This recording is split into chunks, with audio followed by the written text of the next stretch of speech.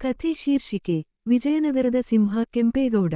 ಪ್ರಾಚೀನ ದಕ್ಷಿಣ ಭಾರತದ ಭೂಭಾಗದಲ್ಲಿ ವಿಜಯನಗರ ಸಾಮ್ರಾಜ್ಯ ತನ್ನ ವೈಭವದ ಶಿಖರದಲ್ಲಿ ಇದ್ದ ಕಾಲ. ಈ ಸಾಮ್ರಾಜ್ಯದ ಒಂದು ಪ್ರಖ್ಯಾತ ಶೂರವೀರನು ಕೆಂಪೇಗೌಡ. ಕೆಂಪೇಗೌಡ ಮಹಾಬಲದ ಮತ್ತು ಬುದ್ಧಿವಂತನಾಗಿ ಖ್ಯಾತನಾಗಿದ್ದ. ಅವನು ತನ್ನ ಪ್ರಜೆಗಳಿಗಾಗಿ ನ್ಯಾಯಮೂರ್ತಿಯಾಗಿ ನಡೆಯುತ್ತಿದ್ದ.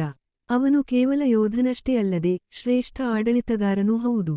ಒಂದು ದಿನ ವಿಜಯನಗರದ ರಾಜನಿಗೆ ತೀವ್ರ ಆಕ್ರಮಣದ ಭಯವಾಯಿತು.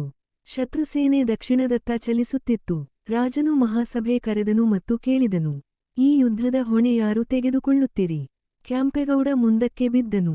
ನಾನು ನನ್ನ ಜೀವವನ್ನೂ ಕೊಡುತ್ತೇನೆ, ಆದರೆ ಈ ನಾಡಿನ ಮಣ್ಣಿಗೆ ಒಂದು ಕೆಟ್ಟ ರಕ್ತದ ಹನಿ ಕೂಡ ತಾಗಲಾರದು ಎಂದನು.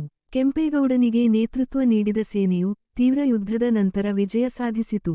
ಶತ್ರು ತಲೆ ತಗ್ಗಿಸಿತು.